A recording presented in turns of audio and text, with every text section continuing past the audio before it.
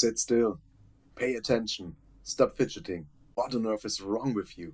If you heard these sentences often enough as a child, your brain learned something. Not to raise your concentration. It learned the way you function was supposed to be a problem. But nobody told you. This brain didn't just survive for 200,000 years. It led.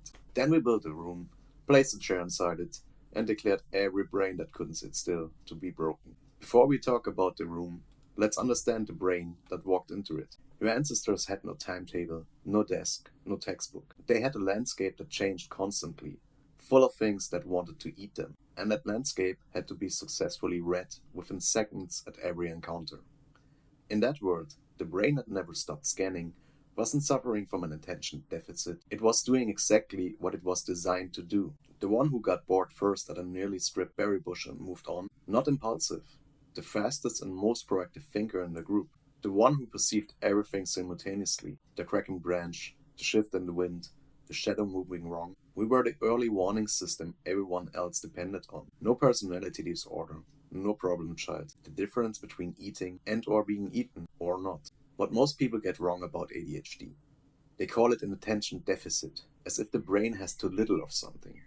But that's not what happens. The ADHD brain doesn't produce less attention, it produces attention in all directions simultaneously. It scans everything, rasters everything, cannot stop noticing, categorizing and connecting. No deficit, a surplus, directed at the entire world at once. The problem isn't too little focus, the problem is the brain was built for an environment where paying attention to only one thing at a time could kill you. The word deficit was chosen by people who, on the basis of the 19th century Prussian system, expected children to sit still and concentrate on one and the same thing for hours at a time, guided by authority figures and a bell. It described what was missing from an incredibly narrow-minded system designed to produce obedient factory workers and unconditionally compliant soldiers in the classroom. About the nature of the ADHD brain itself, it says nothing, and in that regard, it actively misleads. 2024, an experiment proves it. A research team dissimulated a foraging task. Find resources, move on when an area is exhausted, collect as much as possible. The same fundamental challenge your ancestors faced every day. Two groups, people with ADHD traits and neurotypical, normal people without. The ADHD group won by a wide margin. They switched between areas faster and collected vastly more overall. Every trait that gets flagged as a problem in the classroom, the restlessness, the impulsivity, the inability to stay in one place, turned out to be exactly the right equipment for a world where hesitation cost everything. The hunter gene. Some of us carry a specific gene called DRD4/7R. Think of it as a brain's novelty and adventure dial. It governs how strongly you are drawn to new experiences, new risks, new terrain. Many researchers also call it the hunter gene. It drives impulsivity, reward-seeking, and a constant urge toward the unexplored. And, unsurprisingly, it appears significantly more often in people diagnosed with ADHD. The curious thing, this gene is not rare, not a fringe mutation. It appears at high frequency in nomadic populations worldwide. People who move, hunt, never stay in one place for long. The more nomadic a population was historically, the more prevalent the gene. The more settled, the rarer. This gene didn't survive by accident. It carried the hunters and their groups of prehistory all the way into the present. The evidence from Kenia. 2008, anthropologist Dan Eisenberg studies a tribe called the Ariel in northern Kenya. Some still lived as nomads, constantly on the move, hunting and gathering. Others from the same tribe had settled in villages and began farming.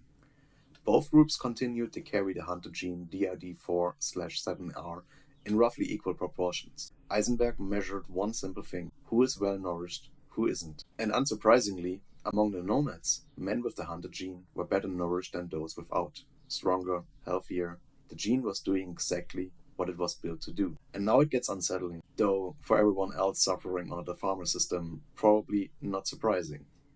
Among the settled, same gene, same tribe, same generation, those same men were worse nourished than those without it. Not slightly worse, significantly. The advantage had completely reversed. Same gene, same people, same century, two different environments, and two completely opposite outcomes. The gene, the people hadn't changed. The way of life had. And in doing so, it turned former guarantors of survival into depressed, perceived efficiency problem cases. So why does this brain cause so much real pain? The poor grades, the lost jobs, the feeling of permanently lagging behind everyone else, for whom it all seems so effortless. What the diagnosis often leaves out, the ADHD brain doesn't just scatter. It is also capable of something every neurotypical person envies once they have witnessed it: hyperfocus. When the ADHD brain encounters something it finds truly compelling, a problem it considers interesting, a challenge that feels real, it simply doesn't let go. Hours vanish. The outside world falls silent. The same system that once enabled us, and still enables some today, to track prey across open terrain for an entire day without interruption. Imagine this redirected onto a different goal or interest. The hunter brain running at full capacity. The ADHD condition is called Attention Deficit Hyperactivity Disorder. The word deficit is right there in the name. Hyperfocus, the part where the brain generates more sustained, intense attention than most people can voluntarily muster, didn't make it into the name. Someone named this condition after the half that looked broken in the classroom. The other half, the part that would have made someone extraordinary hunter or warrior, didn't seem relevant at the time. The same brain that shuts down in a 2-hour meeting after 20 minutes can log onto something it genuinely cares about for 6 hours straight. Not because it has suddenly discovered discipline, but because it has found prey. The system works. The environment just rarely gives it anything truly worth activating the hunter mode. Sweden, the uncomfortable observation. In Sweden, researchers tracked which children were diagnosed with ADHD. What they found should have changed the entire debate years ago. Children born in December, the youngest in the school year, were diagnosed with ADHD 30% more often than children born in January. Not because their brains were necessarily different, but because the Swedish school year begins in January. A December child is assessed against classmates who are almost a full year older. Their attention span, their ability to sit still, their impulse control, all measured against children with 12 additional months of brain development. The diagnosis wasn't only finding a neurological pattern. In many cases, it was finding a child who simply hadn't had enough birthdays yet. Yet, the system looked at these children, opened a file on them, and wrote disorder at the top. The room never moved, but the child got the file. ADHD only became an official diagnosis in 1968, with its addition to the Psychiatric Rulebook, the Diagnostic and Statistical Manual. Before that, the traits existed: the restlessness, the scanning, the children, just not the explanation. The label appeared only once we had built enough classrooms, enough offices, systems that required stillness in order to function. Only then did the contradiction become impossible to ignore. But the diagnosis didn't discover a condition, it named a collision. And the collision was always one-sided. Nobody voted on which brain we would build civilization around, at least not knowingly, or even grasping the processes or in any extension.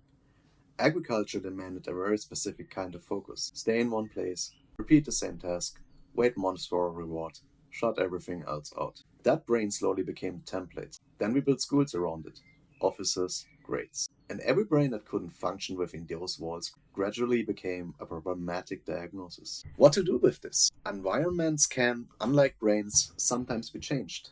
Not always, not easily, but the first step is knowing what you are actually working with. No deficit, no broken attention system, a brain built for a world that moved fast, rewarded the bold, and punished anyone who stayed too long in an exhausted area. A brain that, in the right environment, doesn't just cope, it thrives, and often leads. Find the context in which focus arrives without being forced. Not the task you drag yourself through, the one where hours vanish before you notice. That's not a happy coincidence. It's 200,000 years of evolution, pointing precisely at what this brain was shaped to do. Sit still, pay attention, stop fidgeting. Somewhere on open terrain, 50,000 years ago, a child heard none of that. It was already moving too far ahead, already scanning, already at the next hill before the group had decided to set off even. Back then too, someone put a label on this child, but it didn't say disorder. It said, the first one to see it coming. And so we see, time and time again in the modern world, how people with ADHD and autism try to regulate themselves through various substances, just to somehow get by in the farmer society.